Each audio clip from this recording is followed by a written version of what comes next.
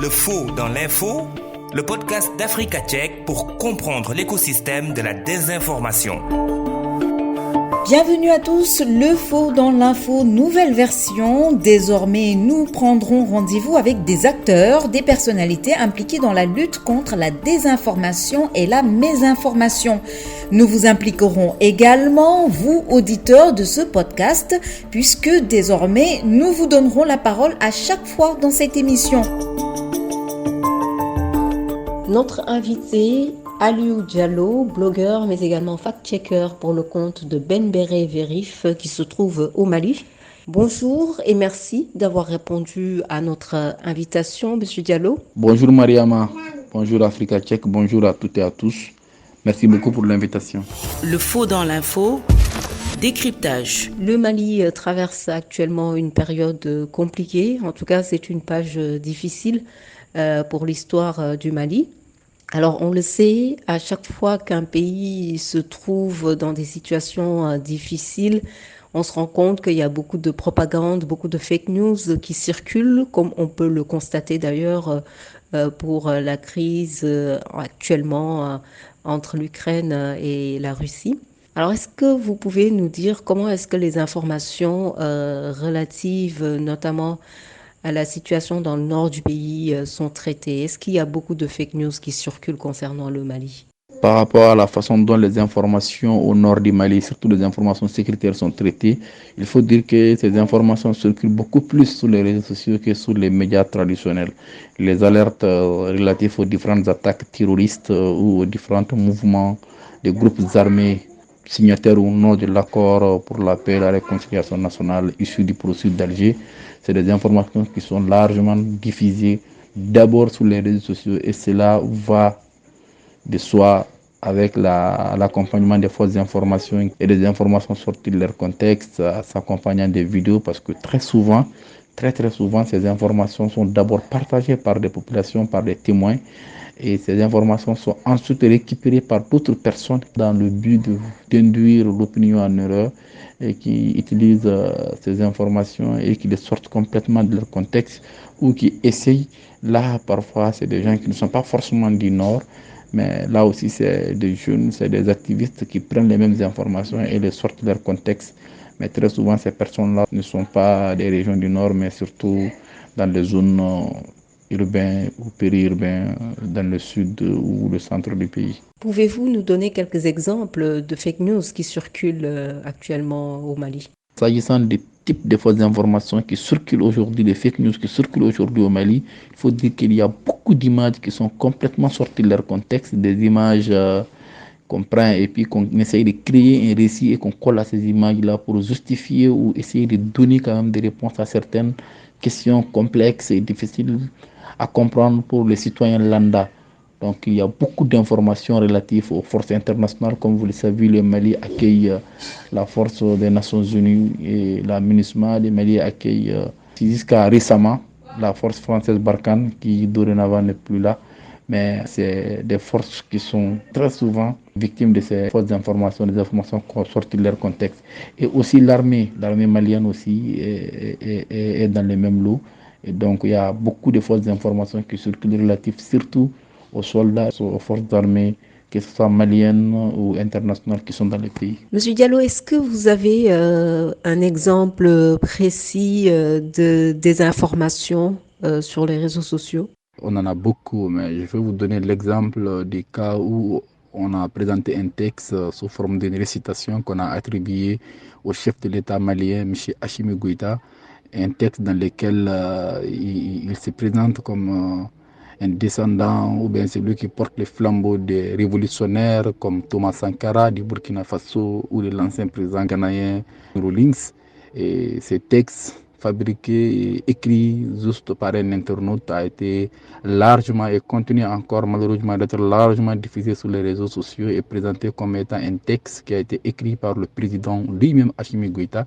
Et ceux qui partagent cette information croient dur comme fer que ça vient vraiment de lui et c'est un texte très engageant. Et le plus grave dans tout ça, c'est que on a pu retrouver ces textes écrits dans certaines salles de classe, dans certaines écoles et donc probablement enseigné à des enfants comme étant un texte écrit par le président actuel Assimi Goïta. On en a même fait des captures d'écran des publications qu'on a vues sur Facebook. Et donc, c'est l'une des désinformations, par exemple, qui est vraiment illustratif jusqu'à quel point certaines personnes sont prêtes à aller pour fabriquer une information, pour fabriquer une icône ou pour travailler l'image d'une personne alors que le texte ne vient pas de la personne concernée. Quelles ont été les conséquences ou en tout cas les impacts de cette fausse information que vous nous donnez en exemple sur la marche du pays, sur le Mali en tout cas? Sur l'exemple que je viens de vous donner où on a créé clairement un texte qu'on attribue à une personnalité, les conséquences peuvent être vraiment très graves parce que c'est un texte qui ne vient pas de la personne mais qui est partagé en loin et large et partout sur les réseaux sociaux et en dehors des réseaux sociaux et qu'on attribue ces textes-là à une personnalité publique.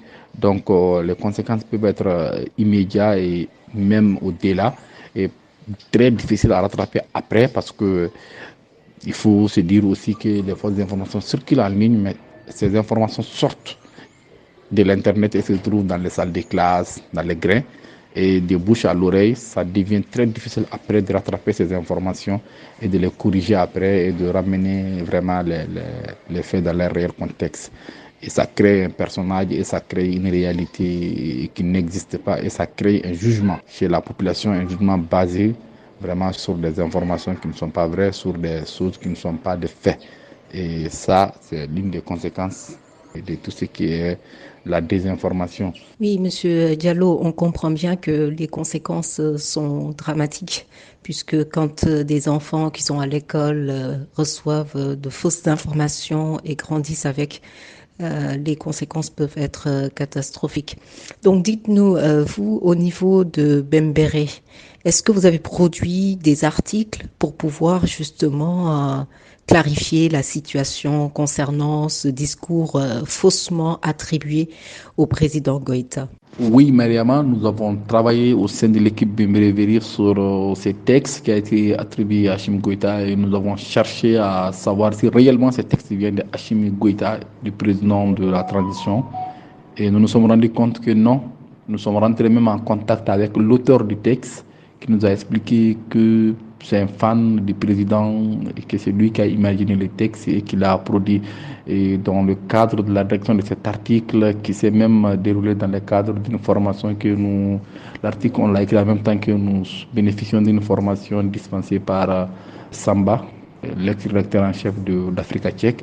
Et j'étais avec ma collègue Kangaï et une journaliste malienne, Bissou. Et on a réussi à rentrer en contact avec le service de la communication de la présidence qui aussi dit ne pas reconnaître ces textes et dit ne pas confirmer que ce texte vient réellement du président de la transition. Donc effectivement, nous avons travaillé sur les textes et le fact-check est disponible sur notre site www.bembere.org. Quelles sont les difficultés que vous avez au Mali concernant le travail de fact-checker, votre travail de vérificateur de faits? Alors la principale difficulté qu'on a au Mali par rapport au fact-checking, c'est l'accès aux sources d'information. Il faut dire que l'accès aux sources d'information est difficile dans le contexte malien actuellement. Et donc cela nous handicape beaucoup sur notre travail. Et il nous est très difficile d'avoir accès à certaines informations et il nous est très difficile d'avoir accès à certaines catégories de la population, surtout celles en dehors des grandes villes de Bamako, où parfois il est difficile d'avoir même une couverture réseau téléphonique pour pouvoir appeler, je pense là aux régions du nord du Mali, Tombouctou, Gao. Et c'est extrêmement difficile de rentrer en contact avec les personnes sur place et donc cela handicape beaucoup. Et il y a aussi cette peur, cette méfiance que les citoyens ont vis-à-vis des médias. Les gens ont peur parfois de s'exprimer sur certaines thématiques, sur certains sujets. Ils sont réticents à pouvoir s'exprimer sur certains sujets et cela aussi nous handicape beaucoup s'il faut trouver des sources humaines à intégrer dans un article fact-check pour étayer davantage ce que nous disons. Donc c'est l'une des difficultés parmi d'autres qu'on a au Mali en tant que fact-checker pour pouvoir vraiment faire de la vérification au Mali. Merci beaucoup à vous, Aliou Diallo, blogueur et fact-checker à Benbéré Vérif au Mali. Restez avec nous. Tout de suite, nous écoutons ce micro-trottoir réalisé par Asma Marlo et nous revenons juste après pour la suite de cet entretien. Younous Bachili, étudiant malien résident à Dakar depuis maintenant 4 ans. Je remarque beaucoup de désinformation au Mali malheureusement. Récemment même, il y a une information qui circulait, soi-disant que l'armée malienne a découvert une tunnel qui avait été construite par l'armée française. Donc après les enquêtes, le gouvernement est sorti et démenti l'information. Donc juste pour dire jusqu'à quel niveau il y a beaucoup de fausses nouvelles qui circulent notamment au Mali. Bonjour, je m'appelle Aïchata Diakité, je suis étudiante à Dakar, je suis malienne. Je me souviens un jour, m'étais réveillée avec comme quoi le camp militaire de Kati, parce que c'est près de chez nous, il y a juste une ruelle qui sépare le camp et une autre maison. Et je me suis réveillée en voyant que le camp était attaqué. C'était vers 18h qu'il y avait des coups de feu. C'est vrai qu'il y avait des coups de feu, mais le camp n'était pas attaqué. C'était un taximan qu'on avait depuis la douane, dans l'entrée des Kati, on l'avait signalé. Et quand il est arrivé au niveau du camp, il y a eu des poursuites. Mais on avait dit que c'était des rebelles qui étaient rentrés au camp, alors que c'était pas vraiment une information fondée. Et il y a eu du monde qui est sorti pour voir ce qui s'est passé. Moi, je pense que ce genre d'information qui est très sensible à l'ère où nous sommes a beaucoup marqué parce qu'il pouvait y avoir d'éventuelles victimes parce que le camp est proche des maisons des civils. Affolés, ils vont peut-être sortir pour se sauver. L'image de l'exemple que je viens de donner tout de suite, la fausse information diffusée, elle est grave. Donc du coup, ce sont les acteurs des médias, notamment les journalistes, qui s'organisent maintenant enfin vraiment de lutter contre la désinfox au Mali. Et c'est là, je pense que c'est pour leur intérêt et l'intérêt de tous, puisque le pays se repose sur la bonne information. Donc s'il y a que des mauvaises informations, ça va vraiment pas trop servir le pays. Donc ce sont les hommes des médias qui s'organisent davantage et je pense que dans ce sens, si les étudiants aussi sont impliqués ou les jeunes, la lutte pourra être bien menée. Moi, je pense que les séries de désinformation ont commencé après le coup d'État d'août 2020 qui a renversé l'ex-président Ibrahim Boubacar Keïta. Je pense que c'est à partir de là que les gens ont commencé à voir des informations, notamment sur les réseaux sociaux, qui n'étaient forcément pas vraies et qu'on publiait juste dans le but de les induire dans le réel ou bien de les faire croire quelque chose. Aliou Diallo, vous venez d'écouter le micro-trottoir réalisé par Asma Marlo. De manière générale, quelle est votre première réaction ? En écoutant ces différentes informations, on se rend clairement compte qu'au Mali, les fausses informations touchent surtout les questions sécuritaires, ce qui est une réalité. Alors, l'exemple de ce tunnel qui aurait été découvert au centre du Mali et qui aurait été creusé par l'armée française, mais bien sûr que c'était faux. Et aussi cette information par rapport au camp militaire de Kati, vous voyez bien que c'est des informations qui touchent vraiment les forces internationales, comme je le disais dès le départ de cet entretien, mais aussi les forces armées maliennes. Et dans un pays en crise comme le Mali, ce type d'informations sont de nature à créer la psychose et installer une peur, et voire même conduire à des actions violentes, non seulement de la part des citoyens, mais aussi de la part des forces armées maliennes. Parce que ce qu'il faut dire, c'est que les fausses informations, quand elles sont diffusées sur les réseaux sociaux, elles n'atteignent pas que les populations. Au fait, les forces armées, les hommes de terrain sont aussi sur les réseaux sociaux et eux aussi, ils peuvent être victimes de causes et ça peut amener ces derniers à vouloir vraiment entreprendre des actions violentes, surtout dans des zones de conflit comme les régions du centre du Mali ou les régions du nord du Mali où l'insécurité est grandissante, où les attaques terroristes sont permanentes. Et donc, ces types d'informations sont de nature vraiment à ne pas rassurer et à créer vraiment des paniques au sein de la population, mais aussi au sein des forces armées, que ce soit maliennes ou internationales déployées au Mali. Alou Diallo, vous travaillez comme fact-checker. Donc, d'expérience, est-ce que vous pouvez nous dire qui sont en général derrière ces fake news, ces fausses informations? Il est difficile aujourd'hui au Mali d'identifier clairement qui sont derrière ces fausses informations. Mais ce qu'on remarque surtout, c'est que moi, je remarque surtout, c'est que les populations, les citoyens, les activistes, pour la plupart, la grande majorité qui partagent, qui participent à la propagation de ces fausses informations, les font par méconnaissance. Donc, ils sont surtout victimes de la mésinformation parce qu'ils le font, selon eux, dans le but parfois d'appuyer les forces armées maliennes ou de défendre le pays. Parfois, ils partagent des informations sans réellement savoir que c'est des informations qui ne sont pas vraies et qui sont fabriquées ailleurs. Donc, ce que ça donne à cette désinformation au Mali, c'est surtout certaines chaînes YouTube le font, ça c'est clair, c'est connu. On a pu identifier certaines, mais de moins en moins depuis quelques semaines. Mais après, ces informations sont repartagées sur Facebook et partagées par d'autres acteurs vraiment victimes que de la mésinformation. Mais c'est difficile vraiment de pouvoir pointer du doigt et de nommer ce que ça donne vraiment à ces pratiques au Mali pour le moment. Quel est l'intérêt de ceux qui produisent ces fausses informations? Qu'est-ce qu'ils ont comme intérêt à produire des fausses informations et à les diffuser?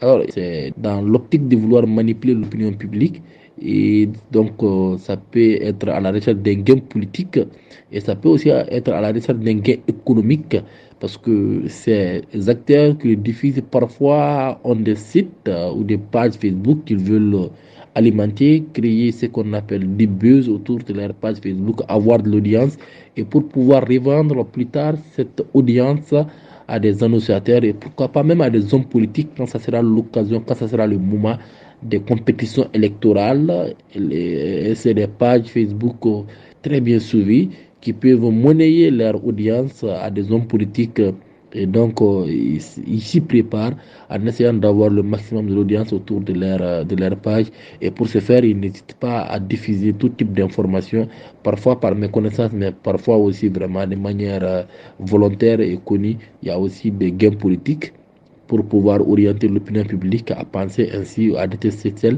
ou à apprécier tel ou à pouvoir opposer même des communautés. Et ça, on l'a vu au centre du Mali qui connaît une crise intercommunautaire où des vocaux dans les groupes WhatsApp basés vraiment sur des informations qui ne sont pas vraies, qui ne sont pas de fait, essayer d'opposer les différentes communautés et les amener à s'affronter. Le travail à fournir afin de vérifier les informations est juste énorme au Mali, au vu de ce qu'on a entendu au cours du micro-trottoir réalisé par Asma Marlowe.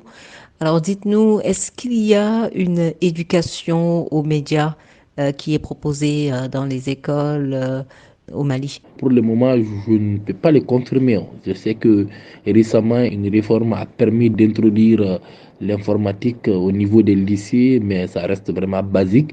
Mais pour le moment, il n'existe pas un programme vraiment d'éducation aux médias.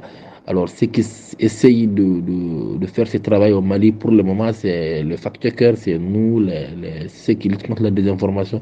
Très régulièrement, nous nous rendons dans les écoles, nous rencontrons des étudiants, des élèves, et nous leur parlons de la navigation sur Internet, de comment faire la différence entre un site sérieux et un site satirique, de comment est-ce qu'il faut faire face à une information qui paraît douteuse et comment est-ce qu'ils peuvent simplement avec une application procéder à une recherche inversée d'images. Donc c'est des séances qu'on organise dans les différents établissements au Mali et c'est très apprécié par les responsables éducatifs, les responsables de ces écoles qui nous accueillent, mais aussi par les élèves parce que quand on rencontre ces élèves, ces étudiants, on leur parle d'une réalité qu'ils vivent tous les jours et le contact est là et le retour est très positif.